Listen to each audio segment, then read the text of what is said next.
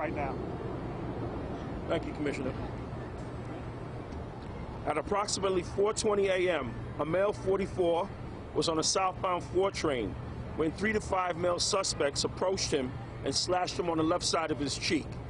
The victim exited the train at the Union Square station. The suspects continued on a southbound train. The second incident happened about 5 minutes later as the southbound train approached the Astor Place station. The suspects proceeded to assault 2 male passengers.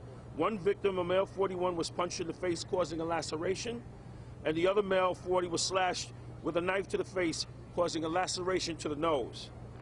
The 2 victims exited the train at the Astor Place station, and the suspects stayed aboard the southbound 4 train. The third incident, approximately 5 minutes later, the suspects attacked a 4th victim, male 44, boarding a moving train, slashing him across the left cheek. The suspects also took the victim's wallet and cell phone. The victim exited at the Brooklyn Bridge station, and the suspects once again remained on the train as it proceeded southbound. A 4th incident, approximately 30 minutes later, at Transit District 11, which is located at 161 Street Station at Yankee Stadium, a 5th victim, a male 48, came forth. He informed officers that while in the vicinity of 59th Street and Columbus Circle, a group of males did approach him and proceed to stab him in the right eye with a knife. The victim was removed to an area hospital where he is in stable condition and undergoing surgery. I'll now turn it over to Chief Wilcox to provide details of the investigation. Good afternoon, everybody. Uniform officers from Transit District 4 at Union Square came into contact with the first victim at approximately 4:30 a.m. this morning as the victim exited the train station. The transit officers immediately transmitted the assault over their department radios, which triggered a mobilization for additional responding officers and investigators from Manhattan South Night Watch. The investigators immediately began interviewing victims and witnesses. Additionally, and subsequently, the Manhattan Transit Squad, along with the Transit Special Investigation Squad, also began an intense search for vigorous cameras for additional video footage, including MTA cameras. Shortly thereafter, quality images of the suspects were obtained and shared with all officers on patrol in the vicinity of the crimes via their NYPD smartphones. At approximately 11:20 this morning, while on patrol along the northbound number 1 line at 79th Street and Broadway, Captain Kenneth Gorman, who's the commanding officer of Transit District 1, along with police officer Jeffrey Dela Cruz, observed 4 individuals who matched the description and the images of the wanted suspects that had been circulated earlier. As the suspects exited the train, they were taken into custody without incident, and they were brought back to Transit District 1. This investigation remains active and ongoing. We are working very closely with prosecutors from the District Attorney's Office in Manhattan to determine possible and pending charges. We are confident that we have the right people in custody at this time. One thing that should be noted, one of the suspects that was taken into custody this morning was also arrested in connection to a very eerily similar night point robbery in January of this year and was released on his own recognizance for that crime.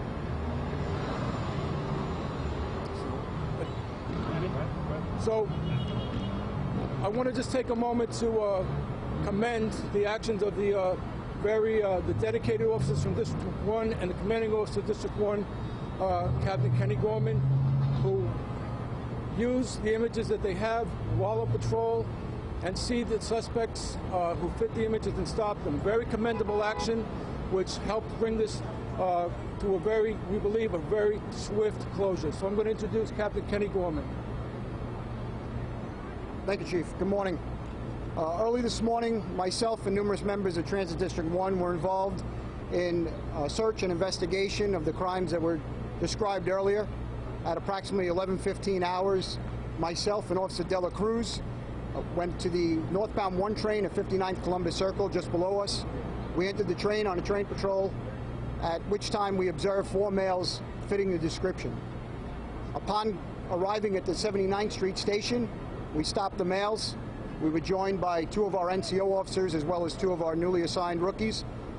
And at that time, the 4 males were placed into custody without incident and removed back to Transit District 1 for further investigation. Thank you. My question? Do you believe well, two things. Do you believe that do you believe that these guys are connected to the incident in the Bronx, the guy who was slashed? And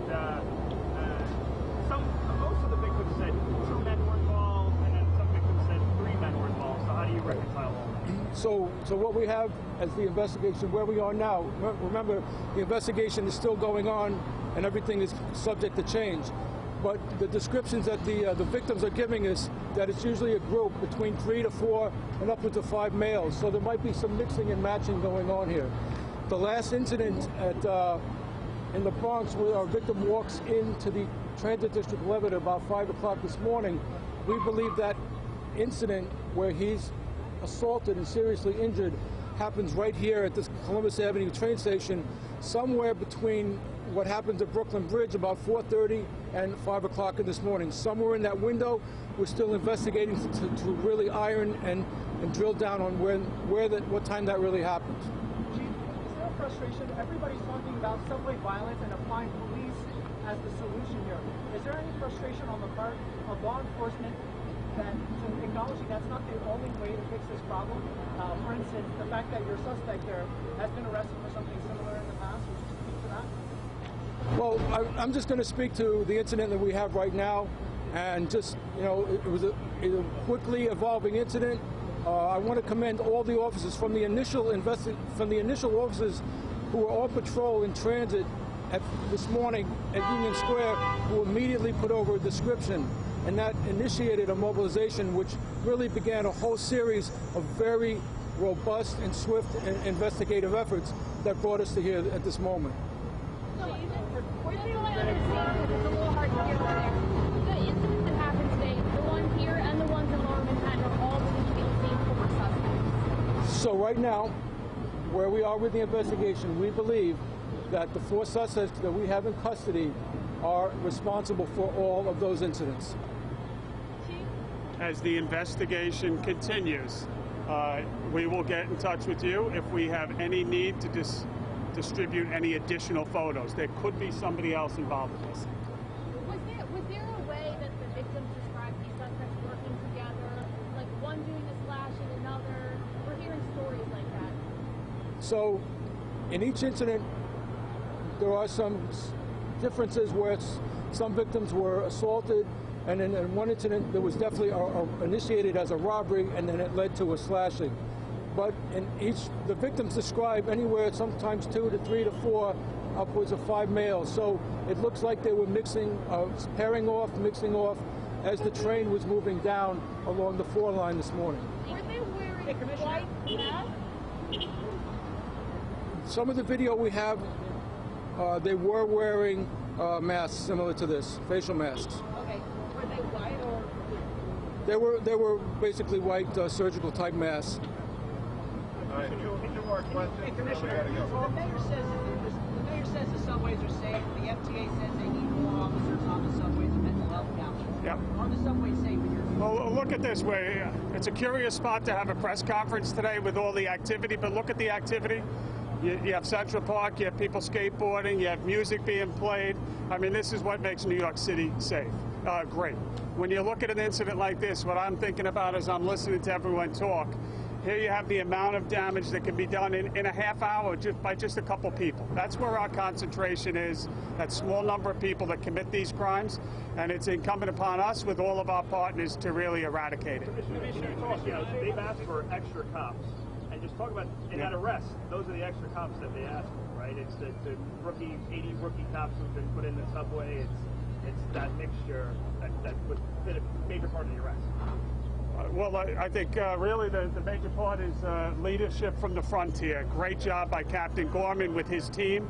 I mean, really phenomenal. I mean, when I heard about this overnight and was getting briefed this morning, obviously I had conversations with Rodney Harrison, Kathy O'Reilly, what were we doing? We barely had time to initiate the plan, and I couldn't believe it that they caught him that quick. So I really got to commend the people from Transit District 1. To the deployment question, I mean, certainly it's a combination of, you know, yesterday we put